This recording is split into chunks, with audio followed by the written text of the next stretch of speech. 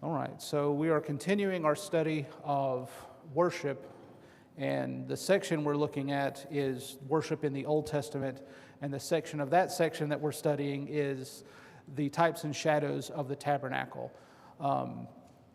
As you've probably noted, since we've been on this for 3 weeks now, and I'm not going to promise we'll finish it today. There's a lot here, and we're just kind of doing a flyby. I mean, this is a very high level, surface look at a lot of these things.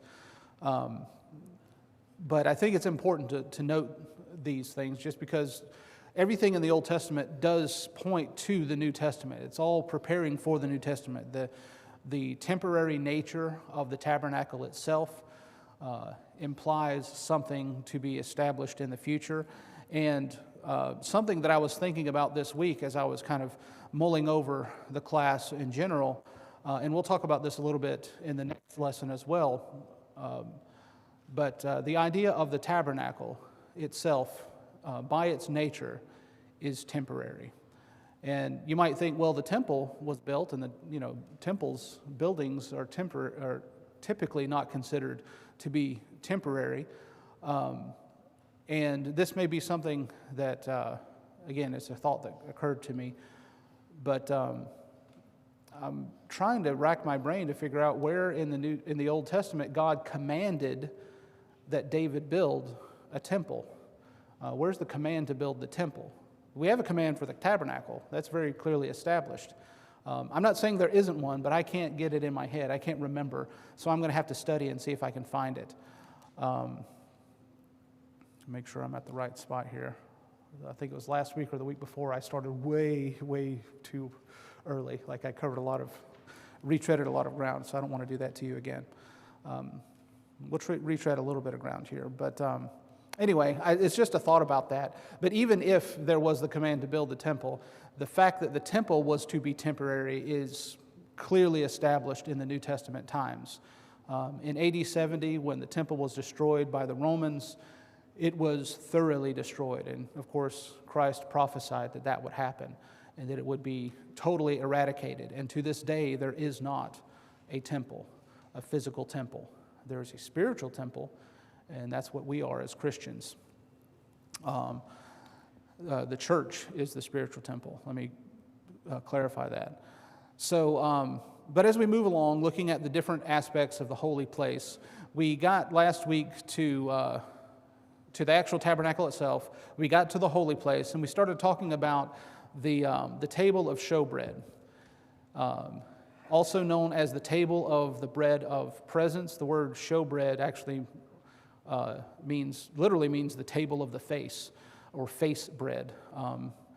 The Greek word translated as showbread or face is the word for face in other passages. We won't dig too much into that. I think it's interesting, and there's probably some points to be made about it, but that could be a kind of a sidetrack that we won't do for now. I think last week we did cover the fact that this represents, or that it points to, the communion of which we partake now. We looked at Matthew 26 through 29, and where Jesus said that he would partake of the Lord's Supper with us in his Father's kingdom. Matthew 26, 29. Also Luke 22, 14 through 20. And then we threw in the verse there. I'll get there in a second. Yeah, threw in a verse there just to show that the church and the kingdom are the same, lest anyone be confused about that, because some people in the religious world are. They think the church and the kingdom are different things, but our Lord never spoke of them as separate things, but always as the same. And so when we talk about the table of showbread, looking back to how it was applied, in the Old Testament, it was an offering that was made by fire, Leviticus 24, verse 9. And it's also typical of Christ as an offering for humanity. Pretty much any sacrifice you see in the Old Testament is a type of Christ in some way, in some reference.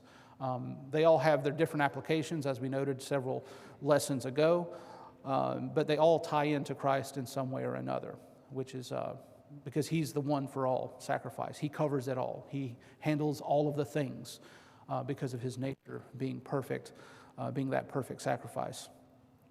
But an interesting thing about this idea of the table of the showbread, looking at Leviticus 24, verse 9, and it shall be Aaron's and his sons, and they shall eat it in the holy place, for it is most holy unto him of the offerings of the Lord made by fire by a perpetual state. So it's an offering by fire. That's how you make bread, if you didn't know. You use fire to bake it. So there's that connection there. I'm being facetious, but the point is there's that connection by fire to them. Ephesians 5:2, again, being typical of Christ as an offering for us. Paul says, and walk in love as Christ also hath loved us and hath given himself for us as an offering of a sacrifice to God for a sweet-smelling savor. And so there's that connection there of a sweet-smelling offering, perhaps a connection to incense, but also to the showbread. And then another point to make here, Hebrews 9, verses 15 and 24, Jesus is in the presence of God. And the table of the showbread was a reference to that, as I pointed out earlier, the table of the face, the table of the presence. The priest would partake of it because they would be in the presence of God. And Jesus is present with God on our behalf now. Hebrews 9:15 and also verse 24. And for this cause he is the mediator of the New Testament, and that by means of death, for the redemption of the transgressions that were under the first testament, which are called might receive the promise of eternal inheritance. And then you look at verse 24, for Christ has not entered into the holy places made with hands, which are figures of the true, but into heaven itself, now to appear in the presence of God for us. So he speaks on our behalf for us.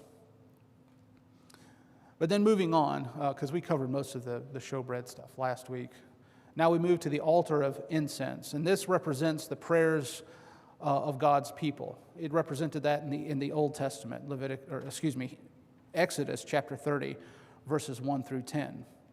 And thou shalt make an altar to burn incense upon, of shittim wood shalt thou make it. A cubit shall be the length thereof, and a cubit the breadth thereof. 4 shall it be, and 2 cubits shall be the height thereof. The horns thereof shall be of the same, and thou shalt overlay it with pure gold, the top thereof and the sides thereof round about, and 2 golden rings shalt thou make under it.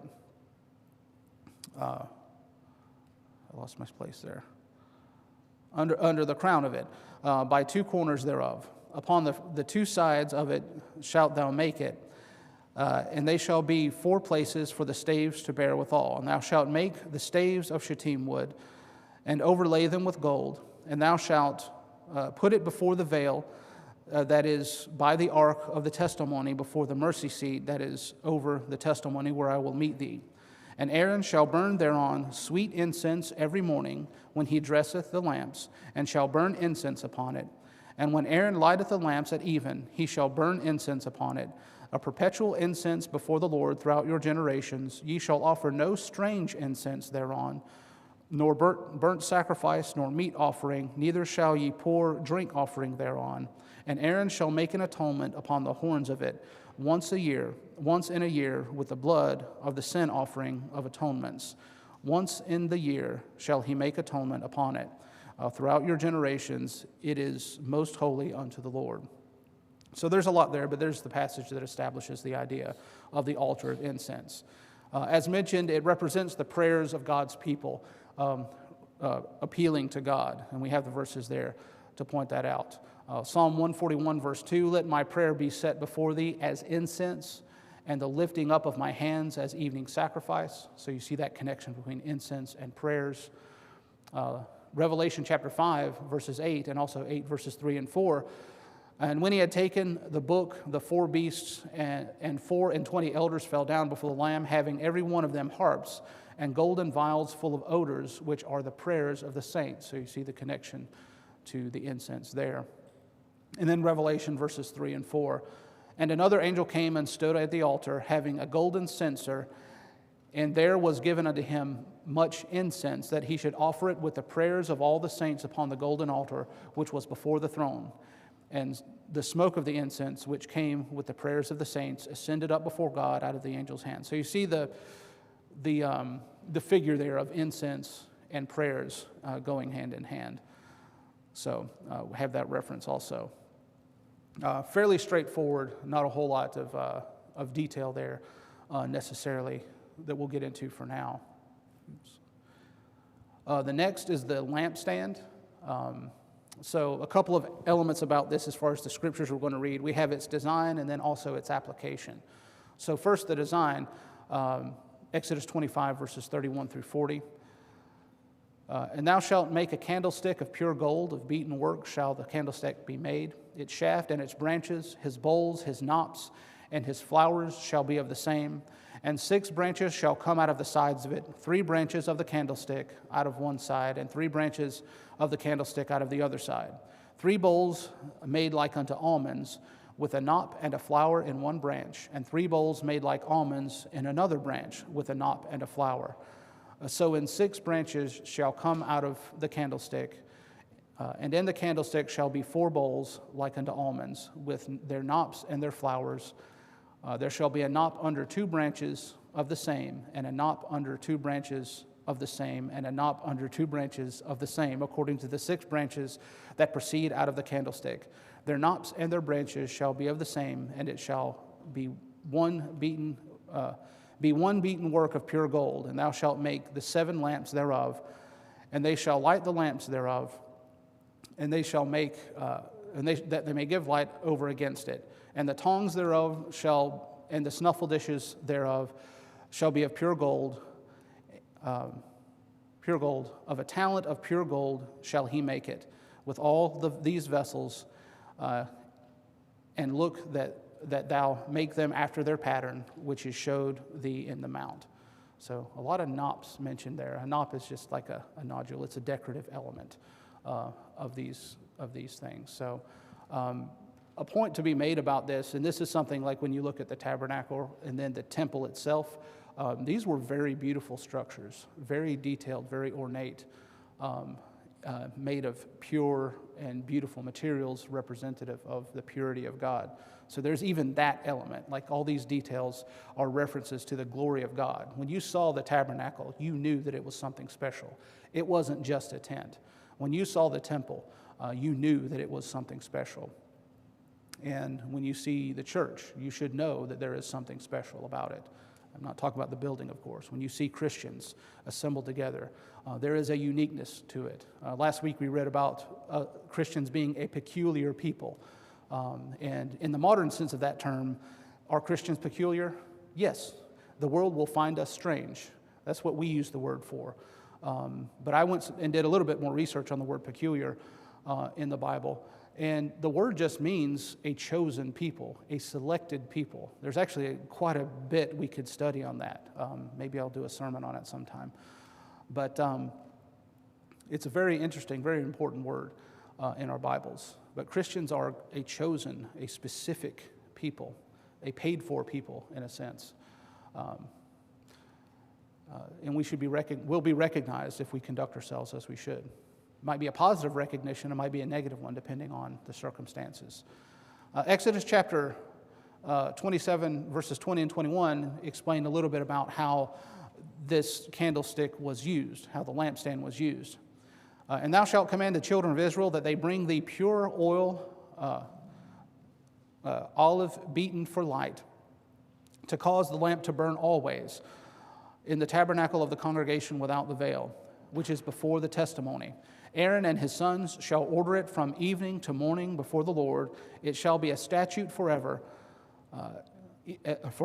unto the generations on the behalf of the children of Israel. So these lamps, these lampstands were made in order to contain oil. Usually we think of a candle, a candlestick, but this is the idea of, a lamp.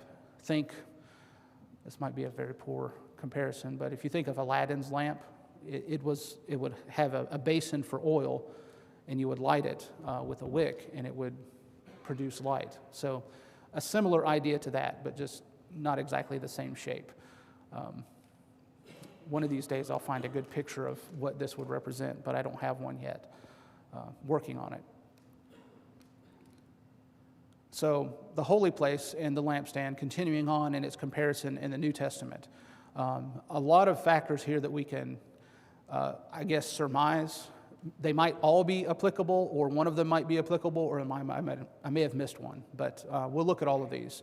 I think all of them, in a sense, are applicable. First of all, God is light. God is the source of illumination. He is the source of information. Light, of course, can be used in a figurative sense of being informed. You know, we talk about people who have learned something. We talk about them as being enlightened. There has been something revealed to them. That's what light does for us. But 1 John chapter 1, verse 5, this then is the message which we have heard of him and declare unto you that God is light, and in him is no darkness at all. Of course, Jesus himself is described or depicted as light. Then spake Jesus again unto them, saying, I am the light of the world. He that followeth me shall not walk in darkness, but shall have the light of life. And of course, Jesus is God. So if God is light, then Jesus is also light. And the Holy Spirit also is light, because the Holy Spirit is also God. The scriptures are the light that guides saints. Psalm 119, 105, thy word is a lamp unto my feet and a light unto my path. And I want to reiterate a point that I believe Matt made it a couple of weeks ago, how that the scriptures light our path. They don't light everything, but they point the path. They indicate where we should go. If we don't go on the path, then we won't have light. The light will point us back to the path. I'm kind of expanding on his point, but it's the thoughts that ran through my head as he made it. But I think that's an important thing to note. The scriptures tell us what we need to know in order to serve God appropriately. They don't talk about every aspect of life. They talk about the important aspects of life, the ones that are going to affect our souls ultimately. They're not going to teach you calculus, because you could get to heaven without knowing calculus, thankfully. No criticism of people who love calculus.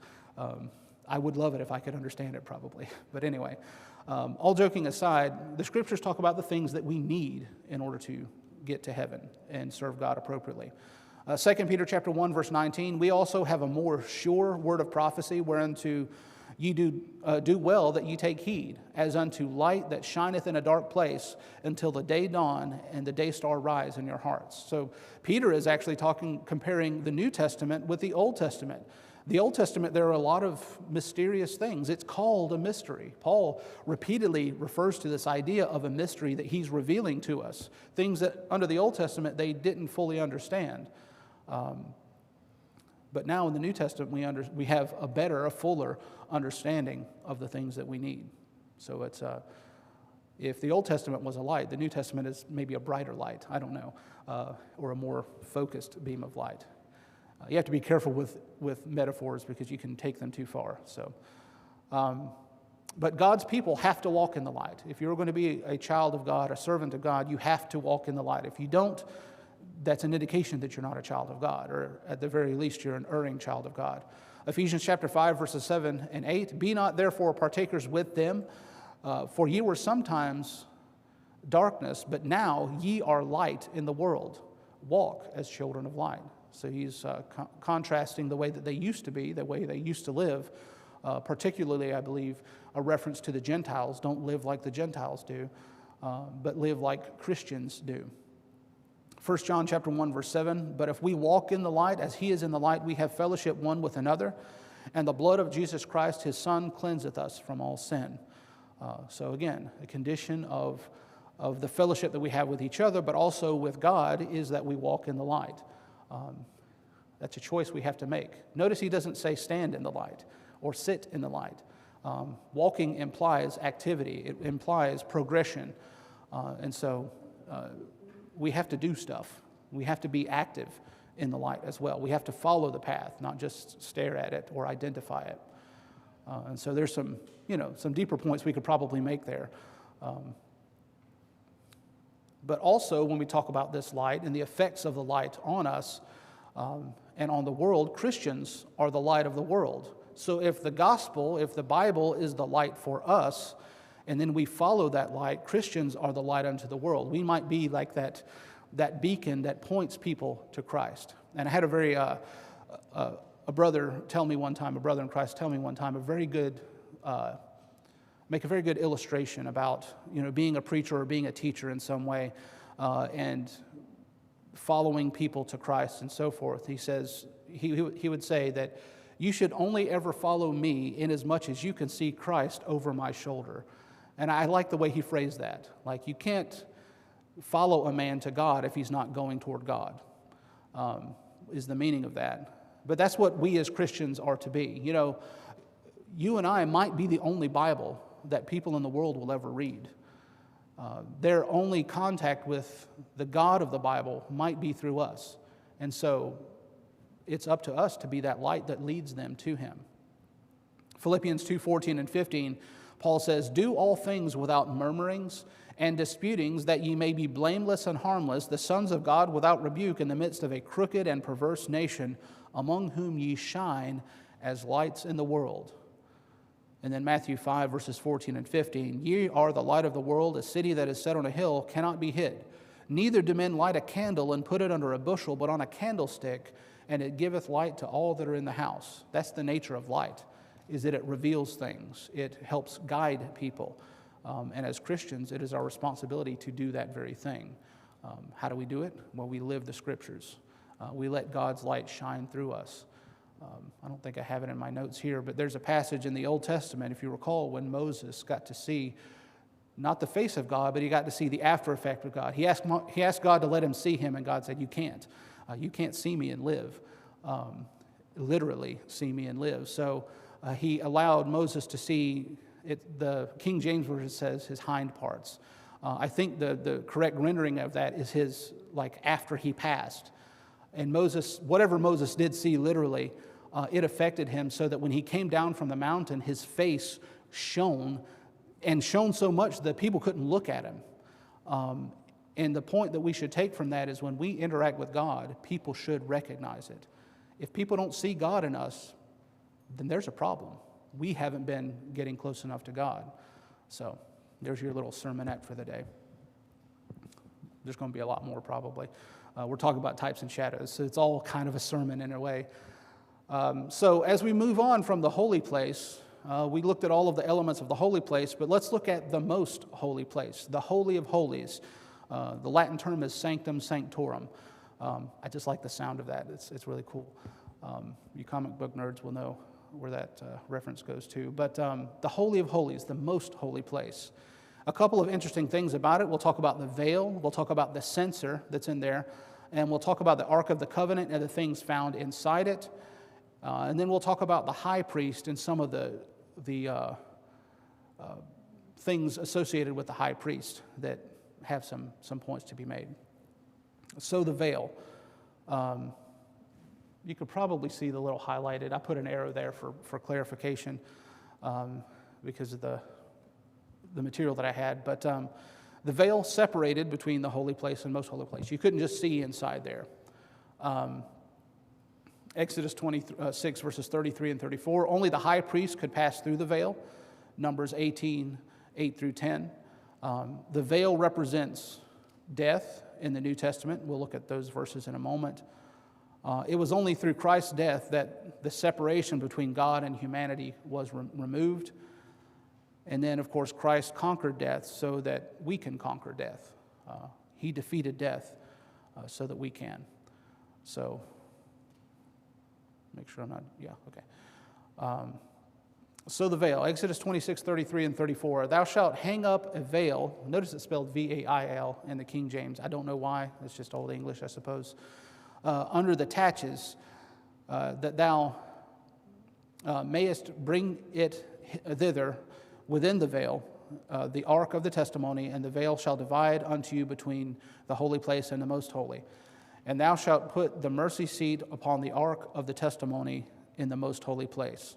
So when you or I would never have been able to enter in, but assuming that you were a priest and you weren't the high priest, you would never see the Ark of the Covenant. You would never see inside the most holy place. Only the high priest could do that. Only he could pass through that. As we see here, verses 8 through 10 of Numbers 18. And the Lord said unto Aaron, Behold, I also have given thee the charge of mine heave offerings of all the hallowed things of the children of Israel. Unto thee I have given them by reason of anointing, and to thy sons by an ordinance forever. This shall be thine of the most holy things reserved from the fire, every oblation of theirs, every meat offering of theirs, every sin offering of theirs, every trespass offering of theirs, which they shall render unto me, shall be most holy for thee and for thy sons. In the most holy place thou shalt eat it. Every male shall eat it. It shall be holy unto thee. Numbers 18, 8 through 10. I'm kind of rushing along. Does anybody have any questions before I start rushing again? I kind of get involved in this. It's easy to get distracted. So, yes, sir. I guess in a testimony where they used to wrap a rope around the high priest just in case he did something. Yeah. Something wrong, they would pull him out. Yeah, they'd have no way to go in and get him if he died, so they'd have to pull him out. So I've heard of that. To me, that's fascinating and also kind of morbid, because you're like, tie that rope tight. But it's an interesting, fascinating element of how they had to, or at least they felt they had to deal with that. That's an interesting point. As we read or mentioned earlier, the veil represents death. Hebrews chapter 6, verse 19.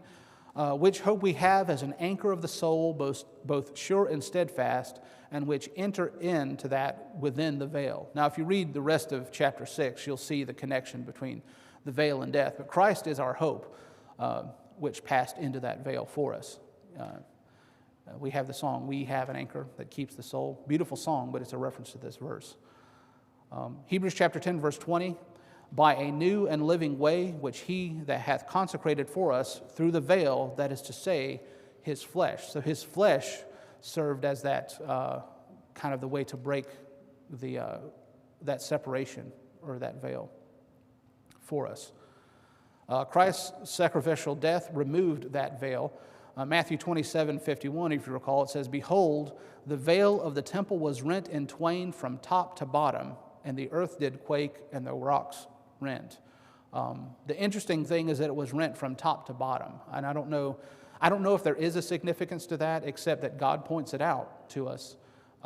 And I've heard it described that if the veil was going to be torn in any way, it probably would have been torn from bottom to top, so there might have been some symbolism there. Yes, sir. Yes. It wouldn't actually, yeah. Usually when we think of veils, we think of like a bride's veil, which you can kind of sort of see through. This was a curtain. This was a barrier. So yes, that's a very good point. It wasn't just something that would accidentally happen. Thank you. I hadn't thought of making that point. But yeah, this was like, think of like your curtains on your windows, probably thicker than that, like blackout curtains type thick, made of woven animal fur. So Mark 15:38 again. The veil of the temple was rent in twain from top to bottom. Luke 23:44 and 45. And it was about the 6th hour, and there was darkness over all the earth until the 9th hour, and the sun was darkened, and the veil of the temple was rent in the midst. So 2 out of those 3 references, it points out that it was rent from top to bottom. So there must be some significance there, perhaps symbolism that God was doing it because it came from up and went down. I don't know. I don't know that I'd be dogmatic to argue that point. I just think it's interesting. But it was rent, torn asunder. So ultimately, all of this points to the fact that Jesus conquered death so that we can conquer death. 1 Corinthians chapter 15, verses 54 through 57. So when this corruptible shall have put on incorruption, and this mortal shall have put on immortality, then shall be brought to pass the saying that is written, Death is swallowed up in victory. O death, where is thy sting? O grave, where is thy victory? The sting of death is sin, and the strength of sin is the law. But thanks be to God, which giveth us the victory through our Lord Jesus Christ. So the sting, the pain of death is removed, the ultimate pain of death. When people die, we still are sorrowful, But if a person is a Christian, it's kind of a bittersweet thing, because we're sad that we lost them, but we rejoice in that they're with they are to be with God in heaven, and that we can see them again. It's a very a comforting thing that we can have. And whenever I do preach a funeral, which I don't do very often, but when I do, that's what I focus on if a person is a Christian. As far as we know, it's not our place to judge whether or not someone's gone to heaven. But, if a person is a Christian and a faithful Christian to the best of our knowledge, that's a hope that we can have for them and for ourselves. Any questions or comments on the veil? I think that's all I got for that one. Yes, sir. John, I think it's interesting in our prayers, we always talk about things for which we're thankful. Yes, sir. One of the things that I'm most thankful is the void of things like physical objects, the gold, lampstand, all of the physical things. We don't have to bother with it all. Christ, the most high priest, simplified everything for us. He did. He consolidated, in a sense, all of those things because they all represented him. And it just kind of goes to show that even all of these things, had their limitations in being a reference for Christ. They could not do what he did. It took the incarnate Son of God the incarnate God, rather, to be able to accomplish the things that he did. Yes, ma'am. 4 inches thick. Okay. I had never looked up that calculation, but that's crazy to think about how, you've seen strong men, tear phone books in half. Phone books, well, if you're really young, phone books are things we used to use before. Now, I'm pretty sure everybody knows what a phone book is. It used to have the numbers of all the people and places. But strong men used to tear phone books in half. And those things are about 4 inches thick of paper. But it took a strong man, and they cheated. There's a method for that. They didn't cheat, like I couldn't do it, but there's a method for it. There's a strategy. But 4 inches thick, that's a lot. That's a lot of material. And this isn't like flimsy material like we have today. So thank you for that. From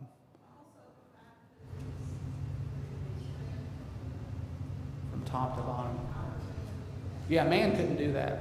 A lot of these things that people don't even think about anymore. People argue about how that all of that stuff was fake or whatever, that it was fabricated. That basically Jesus wasn't who he said he was. If they don't think about these other things, they usually focus on Jesus, but they don't think about the circumstances around it that are verifiable historical things. So, absolutely. So moving next to the Holy of Holies, this is the one, whenever I think about the tabernacle and the temple, that I always forget. Usually when I think of the Holy of Holies, the holy place, or most holy place, I just think of the Ark of the Covenant. I never remember that there's a golden censer in there. But there is. And I should have given you a reference for that, but I didn't apparently. I think Hebrews 9:4. Well, Hebrews 9:4 does reference the holy place, most holy place, so we'll look at that there in a second. But it also, again, represents the prayers of the saints as God's receiving them, is the idea here. So you have a censer of incense on the outside, and you have one on the inside. So it's kind of like that, those prayers going from us to God. So it's like the holy place side is the sending of those prayers, and then the most holy place censer is the receiving of those prayers, if that makes sense. Not to minimize it, but it's like one is the phone going out and one's the phone coming in, or whatever. But Hebrews chapter 9, verse 4, which had the golden censer and the ark of the covenant overlaid round about with gold, wherein was the golden pot that had manna, and Aaron's rod that budded, and the tables of the covenant. Hebrews 9, 4. So, very brief reference to this golden censer, but it's talking about the most holy place here. Revelation chapter 8, verse 4, again, and the smoke of incense which came with the prayers of the saints ascended up before God out of the angel's hand. So again, the censer was like a bowl that had incense in it, and that represented the prayers. of the saints. And then the Holy of Holies, the Ark of the Covenant. The thing we always remember, the thing that made Indiana Jones famous. It's a great movie. The Ark of the Covenant is full of symbolism, with the cherubim on top, the mercy seat on top, the contents that are in. They all have references, all have things that are symbolic, that point to aspects of the New Testament. So the mercy seat, I find this one to be one of the most interesting aspects because it is called a seat. Why is it called this? Well, let's look at Exodus 25:17. It says, "And thou shalt make a mercy seat of pure gold, 2 cubits and a half shall be the length thereof, and 1 cubit and a half the breadth thereof." Exodus 25:17. So the word mercy seat here in the Septuagint is a word, it's the same word that's translated propitiation in the New Testament, Romans 3:25 and 1 John 2:2 and 4:10. So the idea of a mercy seat, and that would be helasmos. Luke, you can correct me after. Helasmos, I believe. But anyway, a propitiation, that's a word we don't use every day. Well, what does that mean? It means the gaining of a favor or the appeasing of wrath. So when we think about the mercy seat on the ark, it is where the appeasement of God's wrath, the gaining of favor happens. So what's another word for gaining favor? Single word, starts with a G, ends with ace, has R in there. I should have said race. Grace. Grace. And my poor attempt at being clever. Grace. That's gaining a favor, is it not? That's where God's grace is appropriated on the mercy seat. Well, what about appeasing wrath? What's another word for that? I'm not going to be clever about that, but it's related to grace. Mercy, right? That's when you don't get what you should get. Well, that's what the mercy seat was about. It's in the word, mercy. Not receiving the punishment that we earn through our sins, but also receiving the grace of God that He didn't have to give to us. That's the whole nature of grace, is that you don't have to give it to someone. When you do a favor for someone, it's because you want to, not because you're forced to do it. If you're forced to do it, it's not a favor. Someone might guilt you into a favor, but you can get semantic about it. But I found that interesting. I never realized that until I'd looked into this more deeply. And the reason I bring this up is the idea of this mercy seat and the relationship to God's throne. It represents God's throne. Hebrews chapter 12, verse 2, "Looking unto Jesus, the author and finisher of our faith, who for the glory was set before him, endured the cross, despising the shame, and is set down at the right hand of the throne of God." He's right there in judgment upon all humanity, all things.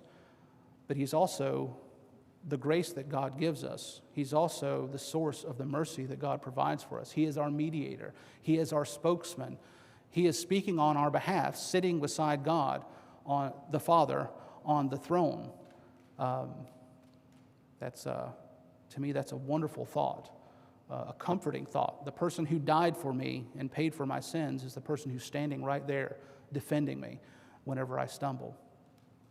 So when we talk about the ark, I'm going to finish at least this slide. We talk about the ark, the footstool of God's throne. Now, I have a question mark there because I don't know if that's accurate.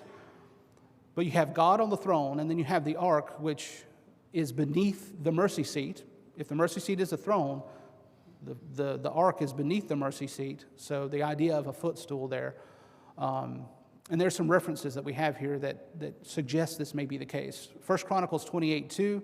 "Then David the king stood upon his feet and said, Hear me, my brethren and my people. As for me, I had in mine heart to build an house of rest for the ark of the covenant of the Lord and for the footstool of our God. And he made ready for the building." I don't know if he's saying that the ark is the footstool or if there's something else there, but there's a connection somehow. Psalm 132, verses 7 and 8. "We will go into his tabernacles. We will worship at his footstool.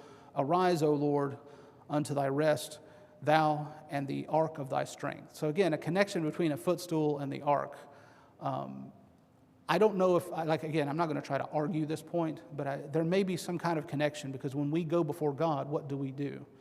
We kneel before him. We bow at his feet. So there may be a connection there. I might be stretching this a little bit too far. I'm willing to admit this. That's what that question mark means. I'm not sure. Yes, sir.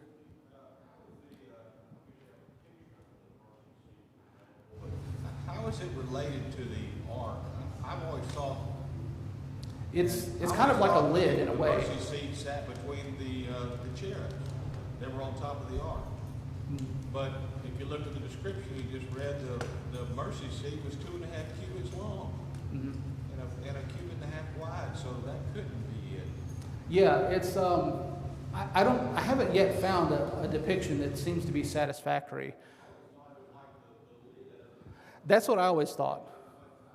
Read, but Yeah, it seems like it might be something a little bit more, I don't mean to say this in a negative, but more substantial than what we usually picture it as. There's something more to it than just the lid of the ark. But yeah, I think you're right there. It seems like there's more about it than what we in our modern minds usually think of. But that being said, there may be some historical connections there too, with a mercy seat where a king would go sit to make judgments upon people. I would have to research some history a little bit more to figure that out. And my history of that specific element is not very strong. Yes, sir? The other countries thought, oh, their God is up the valleys or the hills, but they always brought God with them with the ark. Right. Yeah, so it certainly represents the presence of God and the authority of God. So that's absolutely true. And the idea of a seat where your God rests or sits in judgment, I'm certain that's a connection to be made there. But yeah, absolutely. The contents of the ark. We've got 1.5 minutes. We'll just go as far as we can, and we'll start back here probably. The contents.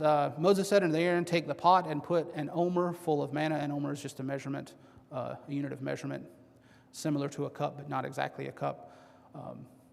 But an omer full of manna therein, and lay it up before the Lord to be kept for your generations. Exodus 16:33. So that's in the ark.